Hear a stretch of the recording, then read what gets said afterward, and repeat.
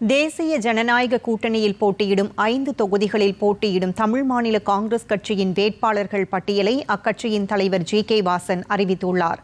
அதன்படி ராணிப்பேட்டை தொகுதிக்கு வி.எம். கார்த்திகேயன், ஈரோடு மேற்கு தொகுதிக்கு முன்னாள் சட்டமன்ற உறுப்பினர் எம். யுவராஜா, ஒட்டன்சத்திரம் தொகுதிக்கு முன்னாள் சட்டமன்ற உறுப்பினர் எஸ். சேகர் ஆகியோர் வேட்பாளர்களாக அறிவிக்கப்பட்டுள்ளனர்.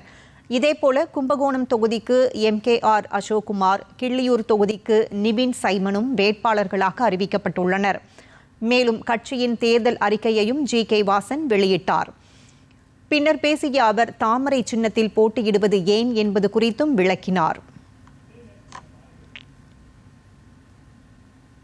5 தொகுதிகளுக்கான வெற்றி வேட்பாளரை அதிகாரப்பூர்வமாக நான் அறிவிக்கிறேன். ராணிப்பேட்டை தொகுதி 41 சட்டமன்ற தொகுதி வேட்பாளர் திரு வி.எம். கார்த்திகேயன் அவர்கள்.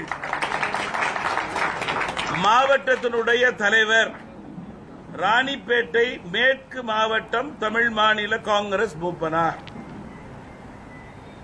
ஈரோடு மேற்கு தொகுதி எண் 99 சட்டமன்ற தொகுதி வேட்பாளர் திரு எம். யுவராஜா அவர்கள். தமிழ் மாநில காங்கிரஸ் மூப்பனார் பொதுச் செயலாளர். ஒட்டன்சத்திரம் தொகுதி எண் 128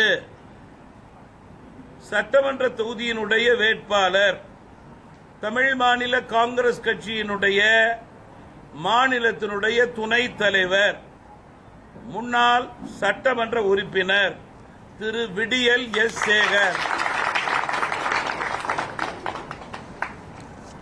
கும்பகோணம் சட்டமன்ற தொகுதி எண் 171 தமிழ் மாநில காங்கிரஸ் கட்சியினுடைய மாநில செயலாளர் தொகுதியினுடைய வேட்பாளர் திரு எம்.கே.ஆர். அசோக்குமார்.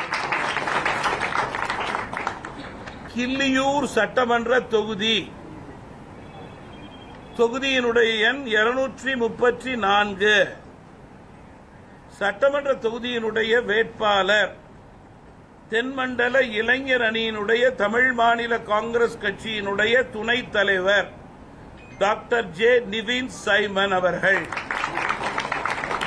இந்த 5 வேட்பாளர்களும் வெற்றி வேட்பாளர்களாக இன்றிலிருந்து களத்திலே இறங்குவார்கள்.